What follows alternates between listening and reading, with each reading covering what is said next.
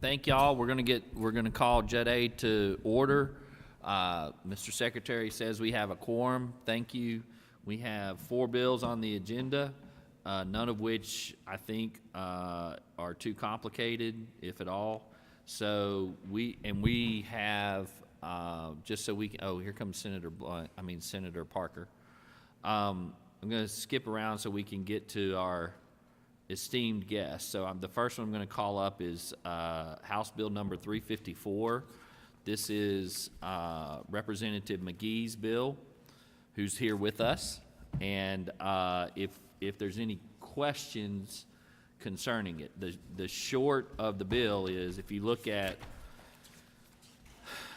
the last section, starting the last section 14, particular to the city of Hattiesburg, but also in other places, what this is doing is allowing the municipal judges to be able to enter an order when it's relating to real property. If you are familiar with municipalities, and even in the counties, properties that are not cleaned up or that are ruled a nuisance, there's a process by which the cities have to go through.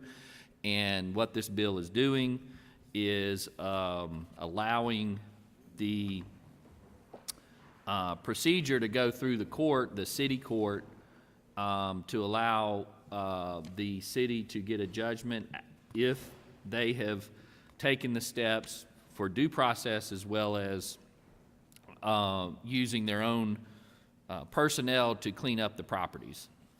So that's the extent of the bill. Have any questions? The motion is title sufficient, do pass. All in favor say aye. All opposed? The ayes have it. The bill will be reported to the Senate. Thank you, Representative McGee. Next, we'll go up to House Bill number 72. This comes over to Representative Mims, Chairman Mims' bill. We already have the statutes in place to allow for physicians, physician assistants, nurse practitioners that have immunity to do charitable care. And what this is doing is simply adding dentists to that. And the language throughout the bill is simply putting dentists in there. So with that, it'll be open to any questions. Motion is title sufficient, do pass. All in favor say aye. All opposed? No. We have, the ayes have it. Senator Blackman has joined us from afar. I've been here. I just She has. All right, next, calling up House Bill number 277, tribal identification cards. This is the companion bill to the bill the Senate passed, and we wanted to pass the companion bill just to tell the committee last year there was some dealing with this. We would like this bill to be a House bill. I'm talking with Chairwoman Cockerham about this, and I've talked to Senator Branning. So this is the same bill to allow for the identifications to be of the Choctaw Nation to be recognized. So with that, any questions? Do I have a motion? Title sufficient, do pass is the motion. All in favor say aye. Aye. All opposed? Motion carries. Next, House Bill number 550. This bill comes to us from Representative Busby. It actually is one that was requested by your friend and my friend, the Commissioner of Public Safety. And what it is simply doing is removing all the references to intermediate licenses. This is part of if you remember when Commissioner Tyndall was before us, he talked about the driver's license and what they're trying to do. And actually, in my conversations with him, I think the process for getting the permits and all for, I guess, really teenagers has been cumbersome. And this intermediate license it just takes time and cumbersome. And so this bill is simply removing all the references to intermediate license, and then to allow the Department of Public Safety to go to I guess to a permit and then a regular license. So with that, any questions? Do I have a motion? One quick question. Yep. Just because I've got one more child who will go through this process, on line 165, where there's reference to a regular license holder under the age of 18 shall be allowed unsupervised driving, what are we doing right now on that, and how is that different?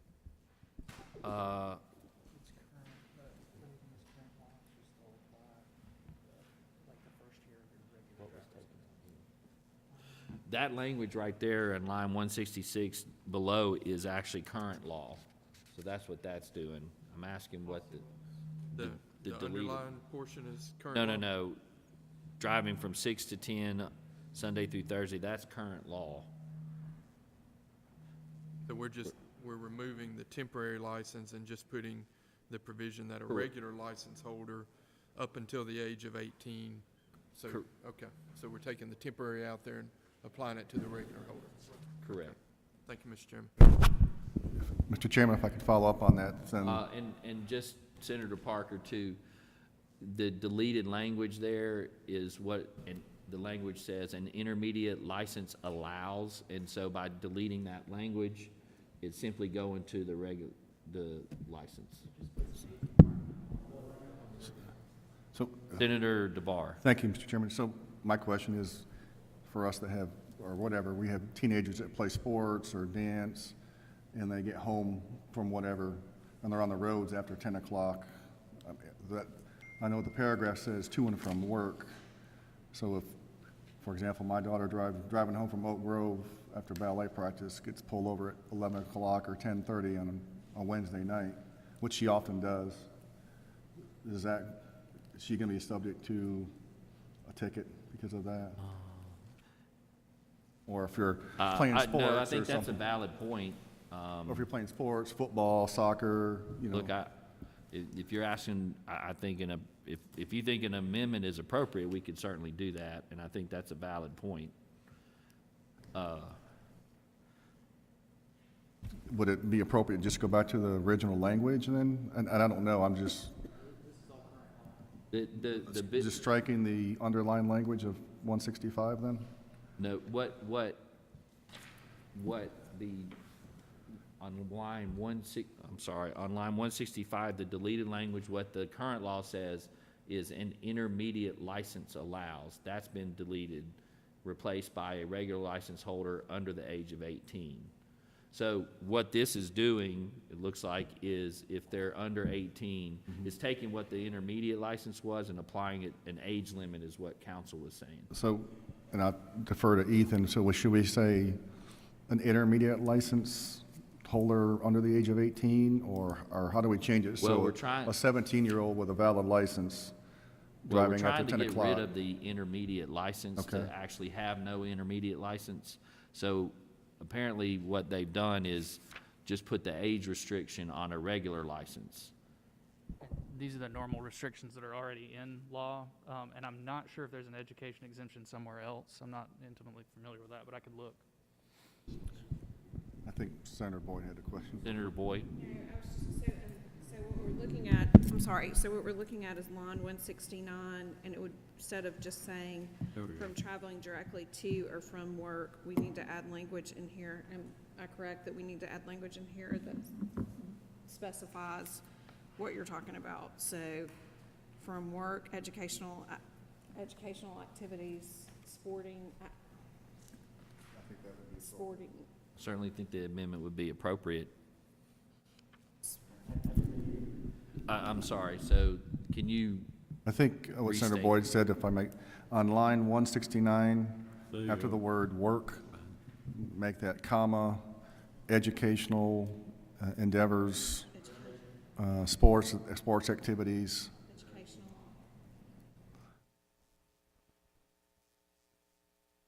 Sports, and yes, or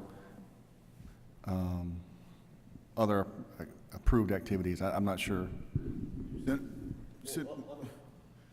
Should. Yeah, Extracurricular school, activities. that'll cover it, huh?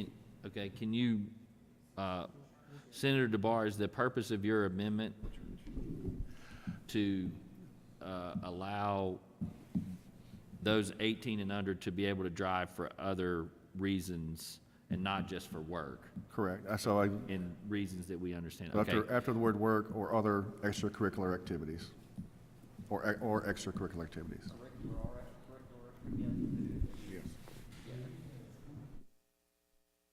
Does everyone?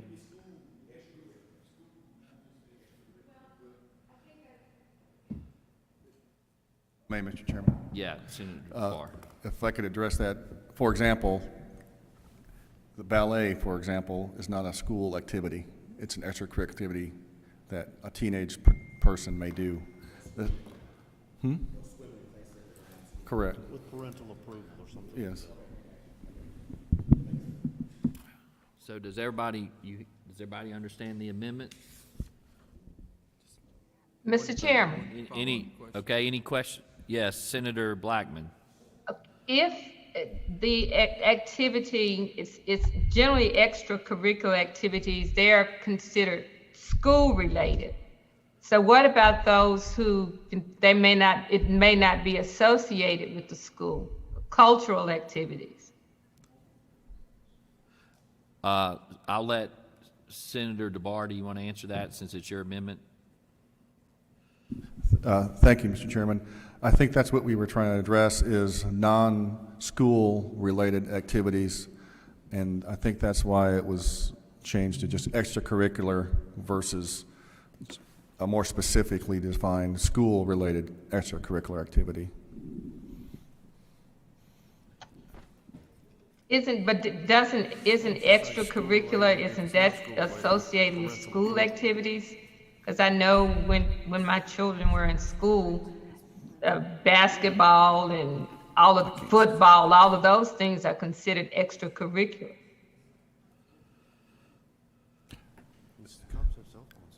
Mr. Chairman, I think, and I apologize for being so disjointed over here, I think we could define it as an educational, recreational, or Yes. extracurricular activity with parental approval. Okay. If that suffices, and I'll leave that to Ethan. Is there, okay. And I thank you for indulgence, Mr. Chairman. If I understand, just to restate, the intent is for extracurricular and non-school related activities as long as there's parent support and not to prevent them from just only driving to work.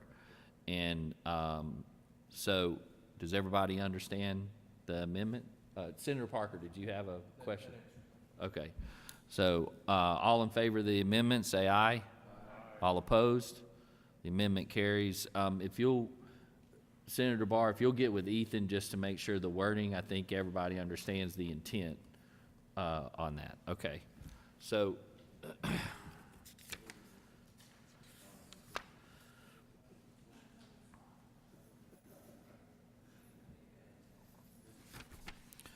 okay, any other questions on the bill? Okay. It's just going to be an amendment. Yeah. It's not a strike all, correct? It'd just be an, We can do it either way. It'd be better than do a strike all. what? Strike all. Okay. But it's as amended as the motion. We can do a strike all. So, okay, so the motion, yes, is, okay, you hear the motion, all in favor say aye. All opposed, motion carries, okay? I have a rise and report. Rise and report. All in favor say aye. Opposed, thank you. We will meet, the plan is to meet on Tuesday at our regular meeting. Thank you.